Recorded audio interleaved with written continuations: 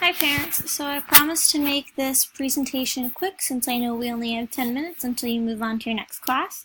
My name is Sarah Barnes. I am your child's math teacher this year, and tonight I want to talk to you about growth mindset in the math classroom.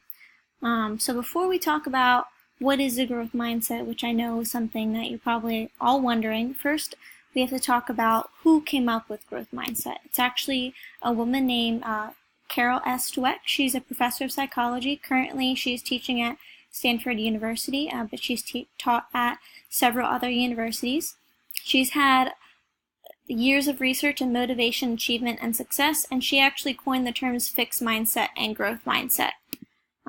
So with fixed and growth mindset, in a fixed mindset, people believe that their basic qualities, like their talent or how smart they are, they think that that is a fixed trait. They spend their time trying to prove how smart they are or how good they are at something, whether it's a sport or math in this case, instead of trying to develop and enhance those traits. They also believe that talent alone creates success without any effort. This is, as we know, wrong.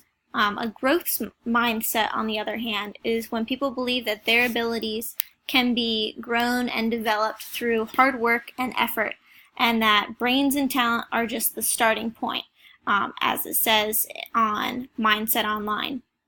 This view creates a love of learning and a resilience that is essential for great accomplishment. Virtually all great people have these qualities. So looking at the screen here, someone with a fixed mindset would say, I'm not a math person, which hopefully you know there is no such thing as a math person, but that's a whole nother story. Whereas someone with a growth mindset would say, math has always been a challenge for me. Someone with a fixed mindset would say, I don't get this, I give up. Whereas someone with a growth mindset would say, I'm really struggling, but I refuse to give up on myself. Finally, someone with a fixed mindset would say, I'm not good at this, it's too hard. But with a growth mindset attitude, someone would say, this is going to take a lot of time and effort. The effort is the main part of the growth mindset. So here's some research behind growth mindset. In studies by Carol Dweck, the woman who coined the term growth mindset, and her colleagues, about 40% of the children held a damaging fixed mindset, believing that intelligence is a gift you either have or you don't. That's really troubling because, especially for me as a teacher, I want all of my students to believe that they can do well as long as they work hard, not that they can do well because they were born with the ability to work well. So continuing with this, another 40% of the students had a growth mindset. Wonderful. The remaining 20% wavered back and forth between the two mindsets, and this is actually pretty common, as you can see, because it's an entire 20% of students who were in all of these studies. So now I want to talk about why it's important for students to have a growth mindset, and the main reason is that it is the key to success. A growth mindset will tell you to keep going, while a fixed mindset will make you more likely to quit when you get stuck. A growth mindset associates success with hard work, while a fixed mindset associates success with being smart, which can cause problems when students make mistakes. Speaking of mistakes, students with a growth mindset understand that mistakes are a necessary part of learning. A growth mindset is important in the classroom, in sports, and in other areas of life as well.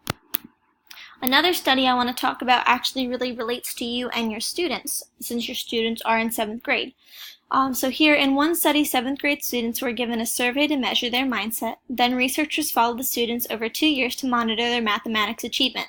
The results were dramatic, as the achievement of the students with a fixed mindset stayed constant, but the achievement of those with a growth mindset went onward and upward.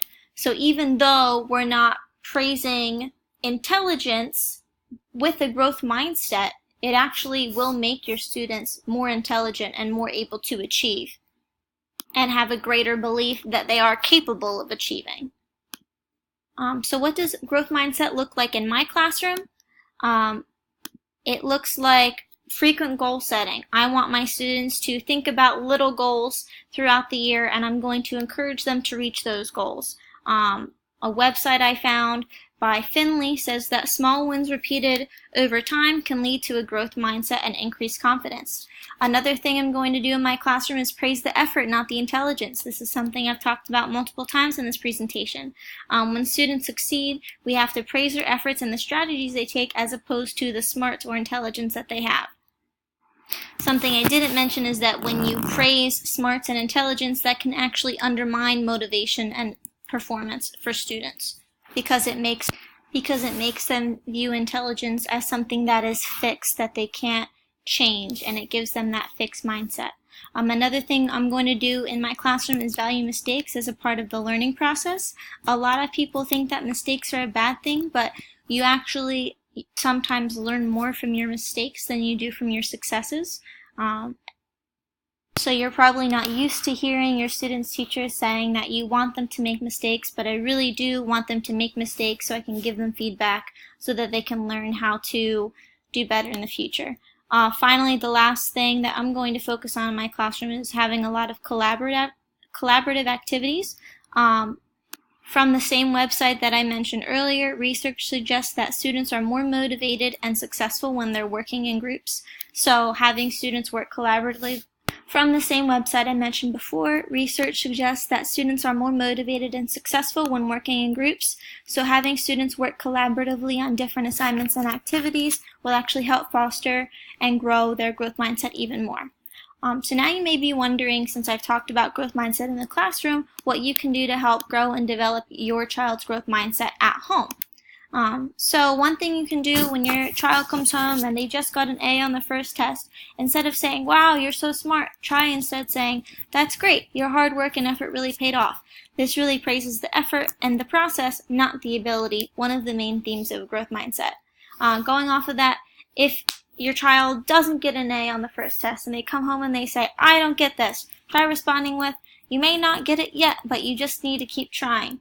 The power of yet, that word yet, is another major theme of growth mindset.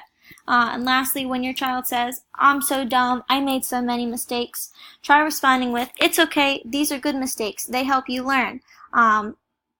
You may be surprised that, as I mentioned on the last slide, I actually want your child to make mistakes, so please try to help them realize that making mistakes is actually a good thing. It may mean a little bit more coming from you than it will from me. Here are 2 videos that you can watch at home with your child about growth mindset. I will also be posting them on my website later this evening, and there are some links down there if you'd like to copy them down. Any questions, comments, concerns? Great! Here are the resources that I used to make this presentation. Thank you so much, and I hope you have fun with the rest of your parent night.